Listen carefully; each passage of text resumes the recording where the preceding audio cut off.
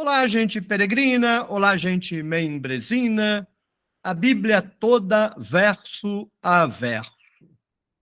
Gênesis 25, versos 27 e 28.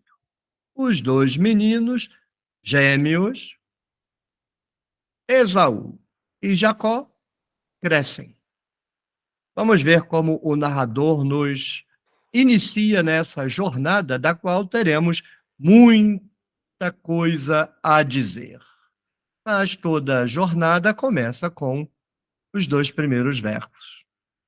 Aí está diante de você o texto hebraico que eu traduzo, o texto da Bíblia hebraica Stuttgartensia. E eu estou traduzindo agora na nossa Bíblia livre. E faço a tradução a partir do texto hebraico, mas já baseado na minha tradução da nossa Bíblia livre. Vamos lá, então, Gênesis 25, versos 27 e 28. E engrandecem os moços. E é Esave um homem conhecedor da caça, homem de campo. E Yaakov é um homem íntegro, habitador de tendas. E ama Yitzhak Esav, porque caça está na boca dele. E Rivka ama Yaakov. Muito bem, aí está. É assim que começa a nossa apresentação a esses dois meninos gêmeos que marcam a história da Bíblia e a história do Ocidente. O texto começa a dizer que os dois crescem, é isso que significa engrandecem, ficam grandes, né? Se tornam grandes. Mocinhos, eram paridos, agora são moços. O texto então diz que Esave se torna um caçador. Isso é muito interessante porque já vimos a tradição de Nimrod, grande caçador, diante de Yahvé. E agora Esave, Esaú, nós o conhecemos como Esaú.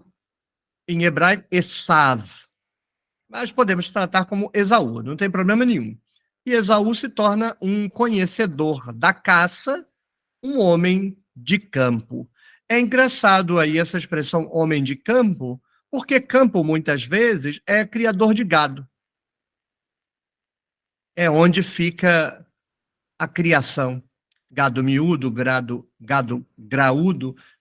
Mas aí, homem de campo não está associado a pastor, está associado a caçador. Não é a mesma coisa. Caçador vive de caça. Então, caça corças, veados, bichos assim. E o pastor vive de pastorear, de criar bichos, né? Bichos domésticos. Então, Esave é homem de caça, homem de campo. Alguém poderia considerar que ele é as duas coisas, um caçador e um pastor. Não diria que o texto não permite. O texto permitiria. Mas aí sobra o que para Yaakov? Na sequência, aí tem um negócio esquisito. Eu confesso a vocês que traduzi com base na tradição e na literatura, mas não estou seguro, não descarto a hipótese de futuramente corrigir isso aí. O texto hebraico diz que Yaakov é um homem tam. Tam significa completo. Completo, acabado, completo. Os dicionários, os tradutores, os eruditos de modo geral, então fazem uma transformação moral do termo. Ele é completo no sentido de que ele é íntegro, inteiro, entende?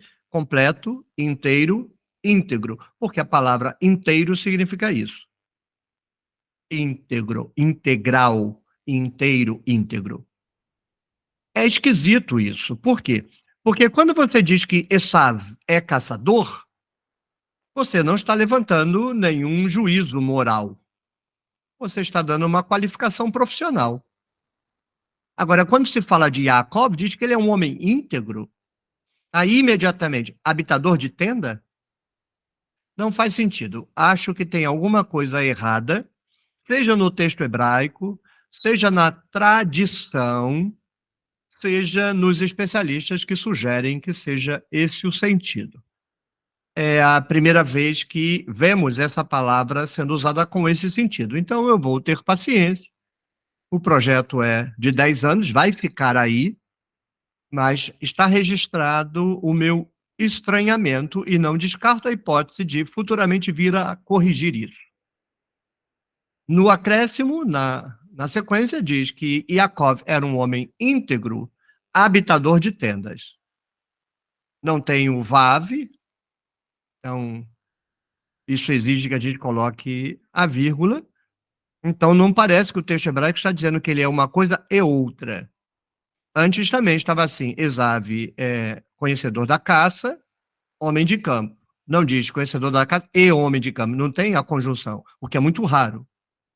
Então me parece que homem de campo é um aposto para conhecedor da caça, ou seja, Esaú é conhecedor da caça, ou seja, um homem de campo, um caçador, e Yaakov um homem completo, um homem íntegro, ou seja, habitador de tenda.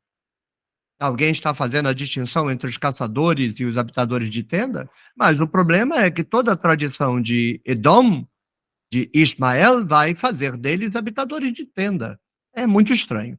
Temos aí algo muito, muito, muito, muito estranho. E ama Itzhak, Esav, ou seja, Isaac ama Esaú. E Isaac ama Esaú com interesses muito especiais, porque ele come a caça que o filho providencia. Ora, mas haverá, sim, tanta diferença entre carne de cordeiro, de cabrito, de boi e carne de caça? Bem, o narrador quer que Isaac goste de Esaú por causa da caça. Mas Rebeca não. Rivka ama Yaakov. É aquela velha temática de narrativas, né? A preferência do pai e da mãe, ou do pai ou da mãe, por um filho ou por outro. Vamos ver isso também lá na história de Yosef, de José, daqui a pouco, porque o pai dele gosta dele, ama ele mais do que dos outros irmãos. E as coisas nunca terminam bem nisso, não. Há, inclusive, circulando por esses dias, um vídeo da BBC de Londres discutindo exatamente isso. A preferência que pais demonstram em relação a determinados filhos e os problemas que isso traz para tanto o filho preferido quanto os filhos preteridos. Agora, não vamos tratar isso como história.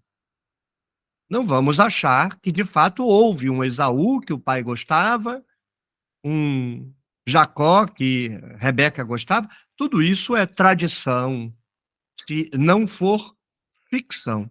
Mesmo que as tradições tenham sobrevivido, sejam tradições israelitas originalmente, edomitas originalmente, como eu estou ficando cada vez mais desconfiados, as narrativas estão agora costuradas. Essa narrativa, por exemplo, não me parece ter a marca de um edomita, principalmente se a gente aceitar que Jacó está sendo apresentado como um homem íntegro e Esaú é um caçador. Dá a impressão que caçador não é íntegro. Íntegro é Jacó. Estranhíssimo. Então, aí não há nenhuma evidência de que seja um edomita escrevendo. Mas vamos ver como as coisas se comportam futuramente. O fato é que os dois crescem juntos, quer o narrador que os dois cresçam juntos e que Esaú se torne um caçador e Isaac se torne um habitador de tenda. Agora, o que que é um habitador de tenda?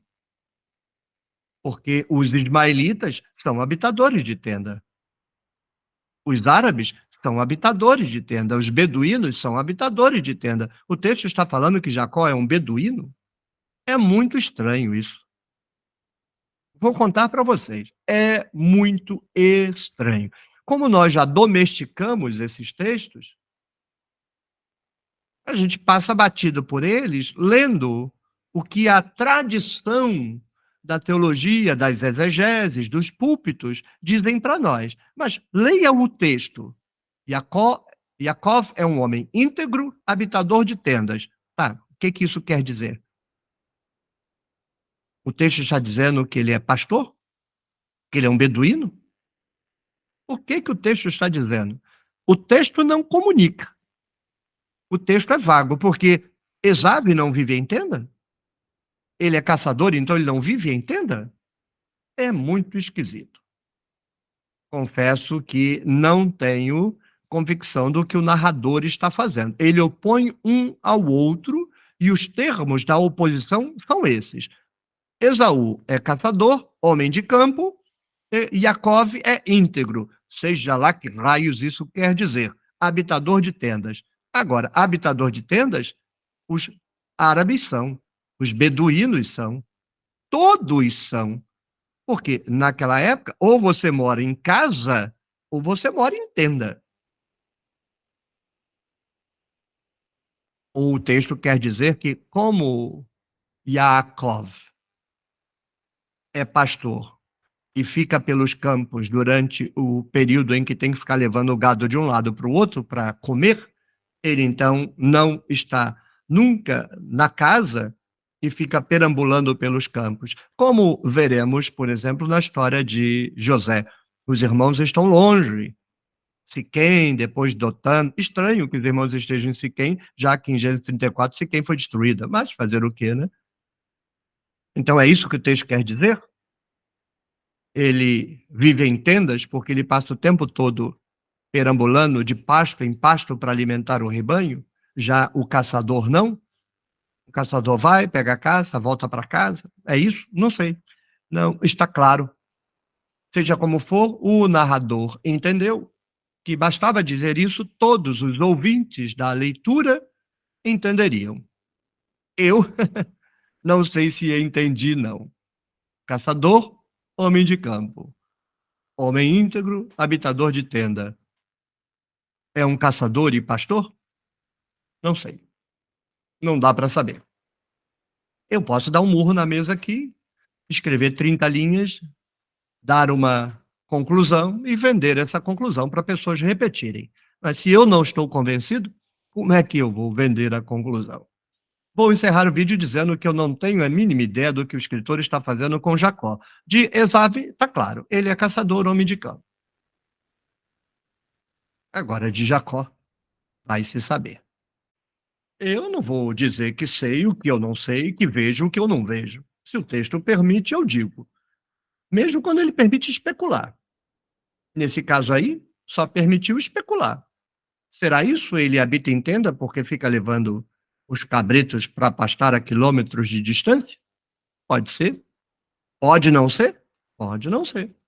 Pode ser, pode não ser. Então, se pode tanta coisa, não vou afirmar nada. Mas Esaú era caçador. Gostava de matar uns bichos lá na floresta. Mas o texto diz que é no campo. Bicho de campo. Tá bom. Se você gostou, clique no joinha, deixe um comentário, uma crítica, um elogio, uma pergunta. Se for crítica, crítica educada, porque mal educada eu deleto tudo. Tudo, nem adianta tentar. Vai ficar aí no canal durante a tarde, à noite, porque eu faço a limpeza do cocô dos cachorros na calçada todo dia de manhã. Aí, se você defecar o que tem dentro de você nos meus comentários, vai ficar um tempinho até de manhã, quando eu limpo tudo, depois passo creolina. Passo creolina, porque o cocô fedido é cocô de gente despeitada aqui no meu canal. Então, eu limpo e depois passo uma creolina. e depois eu jogo um pinho-sol em cima, porque eu gosto do cheiro do pinho-sol. Eu gosto da casa cheirosa, a tenda cheirosa. Aí deixo uma essência de eucalipto no cantinho, as pessoas chegam aqui, veem os comentários todos educados, não necessariamente elogiosos, mas educados. Eu estou na internet? Torne-se membro do clube de membros, não deixe de compartilhar o vídeo também, mas torne-se membro do clube de membros e apoie a tradução da Bíblia, www.nossabiblialivre.com. Tchau, tchau, até o próximo vídeo, até a próxima rodada de café.